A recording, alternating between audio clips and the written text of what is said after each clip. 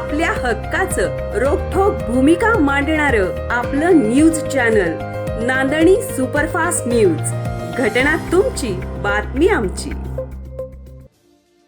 श्री सेवागिरी महाराजांचा 77वा रथोत्सव उत्साह. रथावर भाविक भक्तांकडून 86 लाखांची देणगी अर्पण.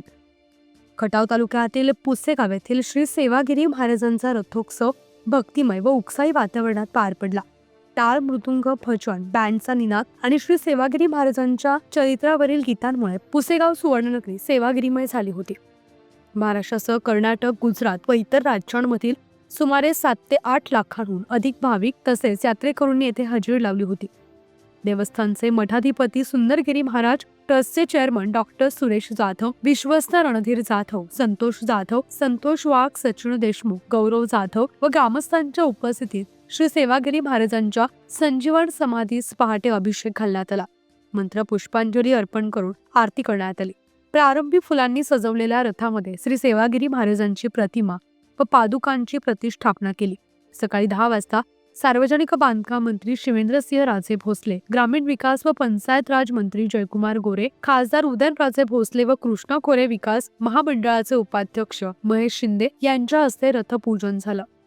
यावेळी भाजपचे जिल्हाध्यक्ष धैर्यशील कदम, रय शिक्षण संस्थेचे चेअरमन चंद्रकांत दळवी, डॉक्टर प्रियाताई शिंदे, प्रांताधिकारी उज्ज्वला गाडेकर, जिल्हा कृषी अधिकारी भाग्यश्री फरांदे, तहसीलदार बाई माने, गटविकास अधिकारी जस्मिन शेख, सरपंच घनश्याम बसने, उपसरपंच विशाल जाधव, ग्रामपंचायतींचे सदस्य, ट्रस्टचे माजी पदाधिकारी, ग्रामस्थ, भाविक यात्रेकरू यावेळी उपस्थित होते.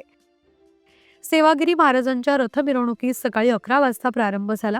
यावेळी टाळ मृदुंगाच्या गजरानं वातावरण सेवागिरीमय झालं होतं. भाविकांनी नारळ, वेलफूल, पुष्पहार, पेढे व नोटांच्या माळा रथावर अर्पण केल्यात.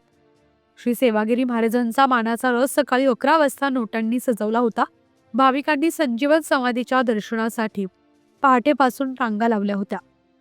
ट्रस्टच्या वतीनं बुंदी प्रसादाचं वाटप करण्यात आलं होतं. रथोत्सवाच्या पार्श्वभूमीवर मंदिरावर विद्युत रोषणाई केली होती. रथ मिरवणूक सातारा, पंढरपूर या मार्गाने मुख्य बाजारपेठेतून यात्रास्थळावर पोहोचली. पुन्हा मिरवणूक अंतर्गत रस्त्याने रात्री उशिरा मंदिरात परतली. प्रतिनिधी तुषार माने.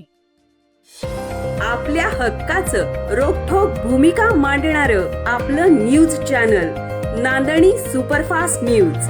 घटना तुमची, बातमी आमची.